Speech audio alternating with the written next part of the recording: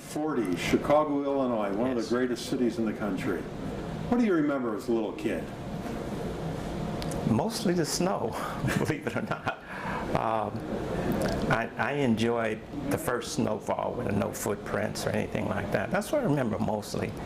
But other than that, I don't remember too much as a very small kid. Yeah. Now you have 5 sisters. Yes. What was life like? My mother was the one that would always tell me how to treat women, and she would tell my sisters how they're supposed to react with men.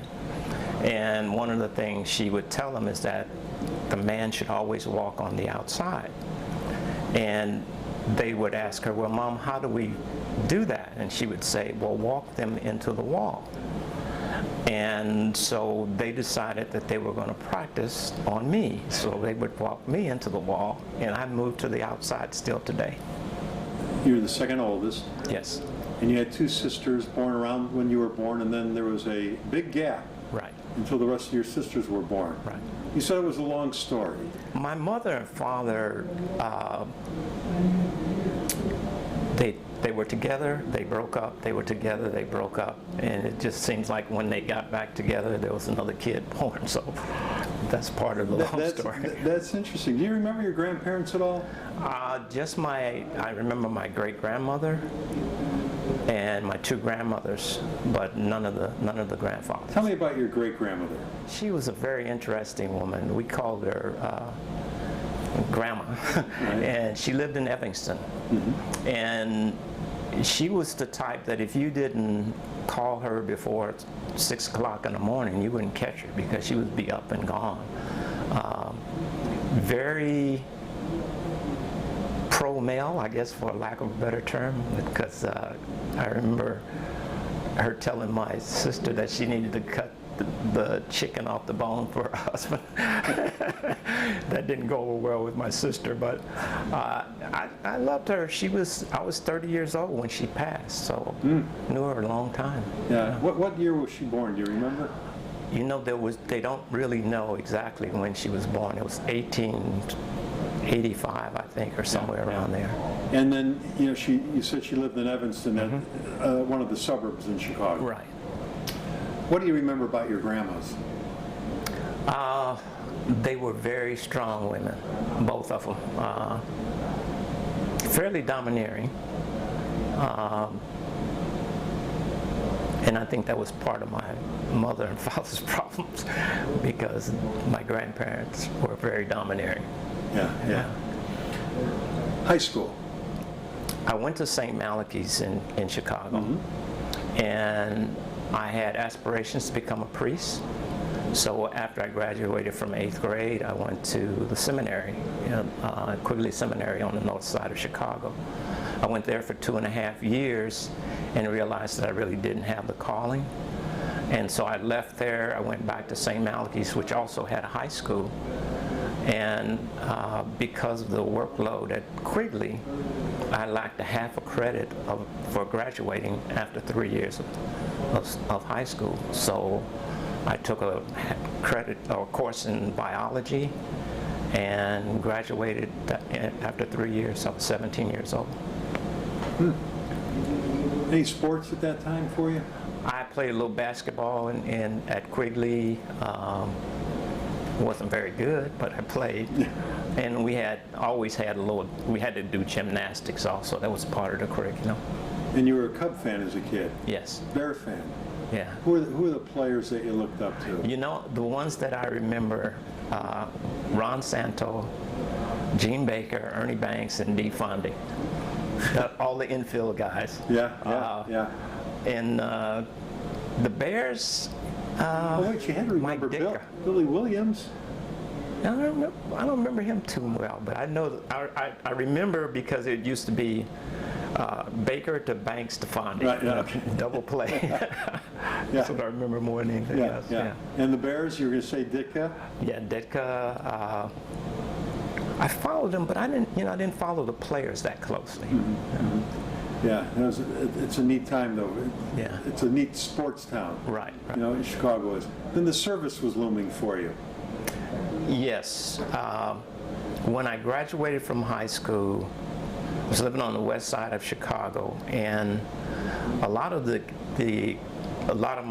kids that I've seen that graduated that didn't go to college or couldn't afford to go got involved with drugs and alcohol. You see any crappy stuff going on? Yeah. The side of Chicago was tough. Yeah, it was. You know. Okay. Yeah, and you know the West Side, like I said, a lot of kids that I knew got involved in alcohol, drugs. Yeah. I worked in a cleaners, and cleaners where we would shine shoes in the Yeah, cleaners, and we get 15 cents for each pair of shoes that we would shine. The house would get a dime, we would get a nickel, and so we survived on tips mostly. And because of my older sister, who was well respected by all of the local gangs, all they had to do was say, "That's Ethel's brother," and they would leave me alone.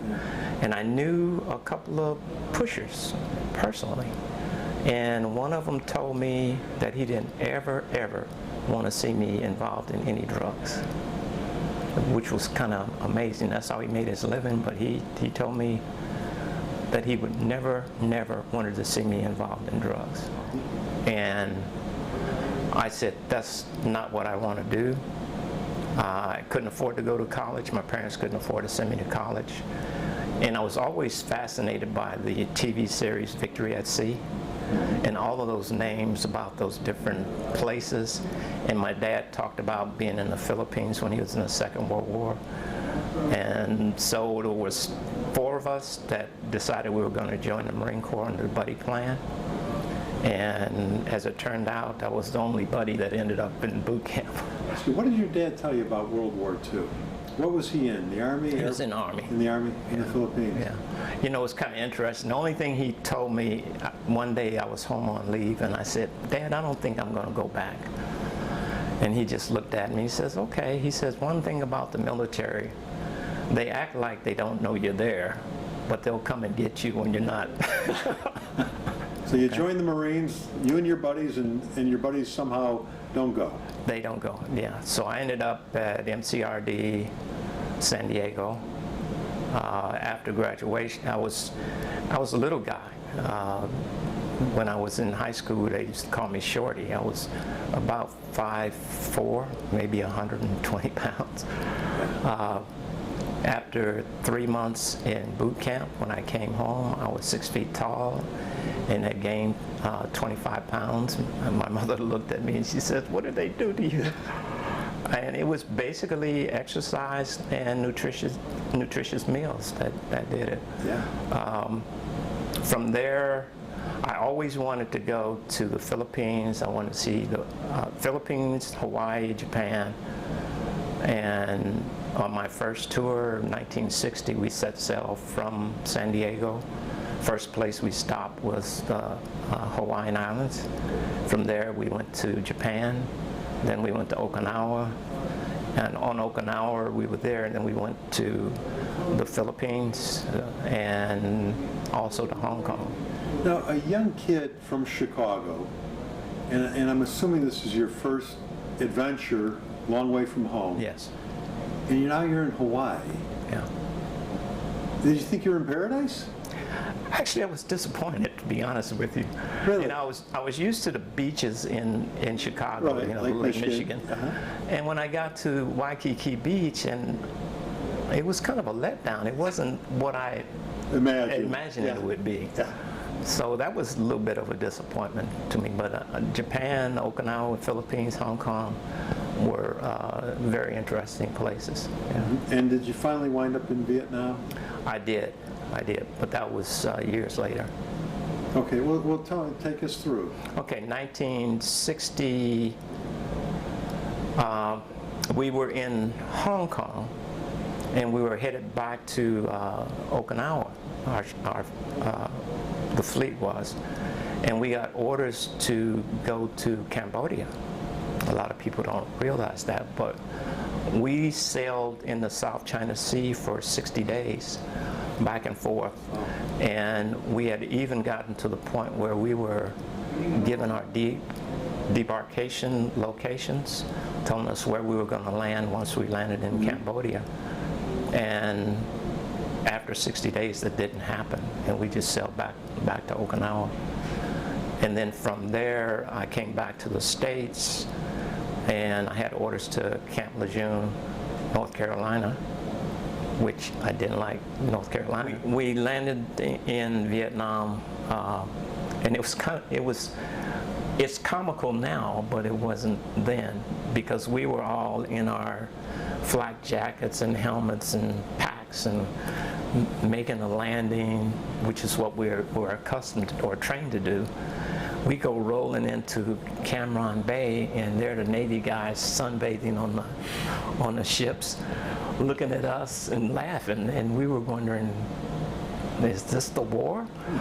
And what we didn't realize is that really nothing happened until after dark. Yeah. And then after dark, it's Found when out. we found out the rockets and both outgoing and incoming took place.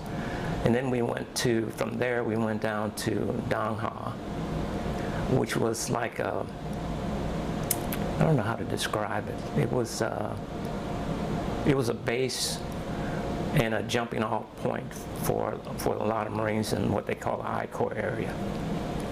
And so we convoyed from Dong Ha to a place called Cam Lo, and we were up there to support an infantry battalion. And 2 days before Christmas, the so-called Christmas truce, is when we got hit pretty hard. And we lost a few of our guys. And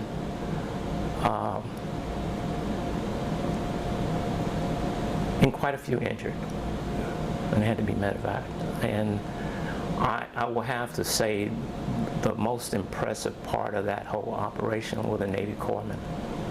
I mean, we had one corpsman that got hit in his hand. His hand is all bleeding, and he just ignored that to take care of some of the wounded. It was just amazing. It's amazing. And it was a little bit frightening because one of the guys that was in the tent that I was in had been in the Korean War, and he used to sleep with 2 grenades in his hands at night. And I kept thinking, I'm sitting in the bunk right next to him, I kept thinking, this guy has a nightmare or something. He starts pulling pins on grenades. We're all a goner, but after we got hit, I really don't know what happened to him. I don't recall seeing him again after that. I don't recall him being medevaced, but I don't recall seeing him after that. So we were there again at Cam Lo. We were there for maybe another 3 or 4 weeks, and then they sent us down to a place called Bailong Valley, and in support of an infantry company down there. And it was a long ride to get down there, and then the rainy season started. So the choppers were the only thing that could supply us with supplies, and they couldn't fly because it was constantly raining, mud up to our kneecaps. We found anti-personnel mines inside our wire, and they were all ones that we had dropped. Wow. And they were embedded in the ground, so we had to call EOD to come out and blow these things up. Yeah, sure. And so we were down in the valley. We ran out of fresh water, so you had to use these tablets to purify your water. It was horrible. It was Trusted those tablets, huh? Yeah, and then you had all kinds of dysentery and all that kind of stuff that went along with it. And then when we finally got word that we were going to pull out of there, and they sent us on what they call a special landing force. So we went aboard ship. Going back to the valley though, when I was in my bunker, because by now we knew that we needed to be underground. So I was in my bunker, and I heard cheering, and I was wondering what was going on. I went outside, and they were cheering because the sun had come out. So we left there and went back aboard ship. We sailed back to Okinawa to pick up new replacements. And then when we came back, first we went back to Dong Ha. And when we were in Dong Ha, I said, I don't like it here because these folks are too relaxed. We got there and they told us we had to unload our weapons, put them away and all that. And I said, you know, one day we're going to pay for this luxury here at Dong Ha. And so we sailed back to Okinawa. When we came back and we landed back at Dong Ha, and it was a shambles. They had hit the place, shrapnel holes everywhere. Some of the young guys that were replacements, I remember one kid, I told him, I said, you need to get a haircut. And he says, well, my hair is within regulation. I said, I understand that, but there's no women there for you to impress, okay? So keep your hair cut, because if you get a head wound, they're gonna cut it anyway. So we're standing outside, and all of a sudden these rounds start going up, boom, boom, boom. And these guys, the young guys, are jumping, and we look at them, and they said, what's wrong? I said, well, that's outgoing. And he says, how can you tell the difference? And as soon as he asked that question, I said, because it sounds like this, and it started coming in. So we started going into the bunker. The same kid that I told to get a haircut hit his head on the log going in, blood running all down his head. He thought he was going to die. But they cut a big patch out of his hair and patched it up. And he just came to me and he says, you were right, you were right. But then after we left Dong Ha, we went up to Quezon. That was in maybe June or July of 1966, and there was this bunker that they had up there, and it was a concrete bunker that was reinforced, and it had a big sign out in front of it that said, built by the Seabees, protected by the Marines, enjoyed by the Air Force. We had a Marine general come up and looked at the sign. He said, the sign's got to go. So they took the sign out. Quezon, you know, I tell people what happened to me there. I was underground in a ditch. Actually, it was and I don't want to sound morbid, but it was a 3 feet by 6 feet ditch. One way in, one way out. And I remember the first night I went in, all I could see was these red eyes looking at me. And I didn't know, you know, what it was. So I had a 9-volt battery, and I would shine the light on it. It was a big, we call them banana rats. It was a big rat. And that rat took off. And we played that light and taken off for about 4 nights. And it got to the point where I couldn't go to sleep until the rat showed up. And after that, he didn't show up anymore, and I slept like a baby. It was just amazing. And then Quezon was one of those places that got shelled a lot. And it was time for me and my commanding officer to rotate back to the States. And the C-130s would come in, and they would land, and if you weren't on that plane within 5 minutes, they would leave you behind. Wow. And so we got on the plane, we flew out of there and flew down to Da Nang, and from Da Nang back to the States.